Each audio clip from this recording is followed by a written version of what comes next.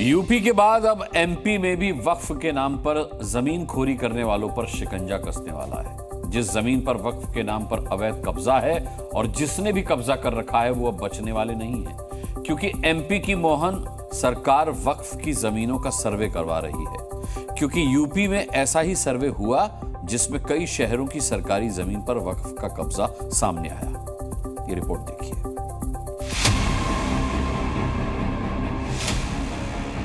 ये जो वक्फ की संपत्तियां हैं, इनका भौतिक सत्यापन होना चाहिए या नहीं होना चाहिए? होना चाहिए ना। अच्छी बात है, जो सही है, जो गलत होगा वो डरेगा। जो गैर लोग कब्जा करके बैठे हैं उन्हें छुड़ाया जाएगा। और क्या?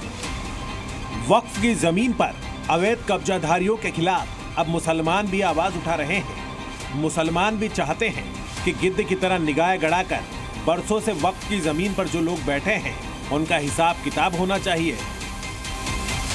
बोर्ड की संपत्ति जो है वो मतलब बदल जाएगा कि क्या है क्या नहीं। जो गैर लोग कब्जा करके बैठे हैं उन्हें छुड़ाया जाएगा। इसीलिए मोहन सरकार अब मध्य प्रदेश में वक्फ की जमीनों का सर्वे करवा रही है। राज्य के अल्पसंख्यक कल्याण विभाग ने सभी जिला कलेक्टरों को 5 दिन के भीतर वक्फ की संपत्तियों के वेरिफिकेशन का आदेश दिया है, जिसके बाद यूपी की तरह एमपी में भी वक्फ की प्रॉपर्टी का सत्यापन शुरू हो गया है। ये वेरिफिकेशन क्यों जरूरी है, इसे समझना है तो यूपी में सर्वे के नतीजों पर नजर डालिए। मुताबिक वाराणसी में वक्फ के पास जितनी संपत्ति है उसमें 25% सरकारी जमीन पर है। लखनऊ में 90% जमीन के दस्तावेज वक्फ बोर्ड के पास नहीं है। बरेली में 60% सरकारी जमीन पर वक्फ ने कब्जा कर रखा है। पूरे यूपी की बात करें तो कुल 78% ऐसी सरकारी जमीन है जिसे वक्फ अपनी जमीन बता रहा है। यही वजह है कि एमपी में भी वक्फ की जमीनों का सर्वे करवाया जा रहा है। जैसा उत्तर प्रदेश सरकार भौतिक सत्यापन करा रही है वक्फ बोर्ड की संपत्तियों का, हूबहू वैसा ही एमपी में होने लगा है।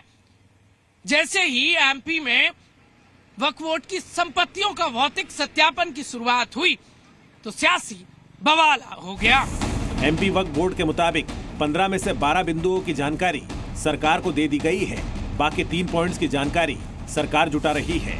और एमपी वक्फ बोर्ड के अध्यक्ष सनवर पटेल ने भी संपत्ति के सत्यापन का स्वागत किया है। मैं पूरा समर्थन करता हूं। उन 15 बिंदु में से 12 बिंदु राज्य वक्फ बोर्ड के से संबंधित थे, जो हमने सारी जानकारी उपलब्ध करा दी है। जो शेष 3 बिंदु हैं वो राजस्व से संबंधित हैं। इसलिए मध्य प्रदेश सरकार ने जेपीसी के निर्देश पर सभी राज्यों के कलेक्टरों को पत्र लिखे हैं और इन तीनों बिंदुओं पर अपनी जानकारी मांगी है। एमपी के 10 से ज्यादा जिलों में वक्फ की संपत्ति होने का दावा किया जाता है और मध्य प्रदेश में वक्फ बोर्ड की 14,986 संपत्ति है। 90% जमीन पर अवैध कब्जा कर रखा है। तो जो वैधानिक है उसका सही उपयोग होना चाहिए। वक्फ माफिया उन पर कब्जा करके बैठे हैं, सही आंकड़े नहीं है, कितने सालों से बैठे हैं ये नहीं पता है।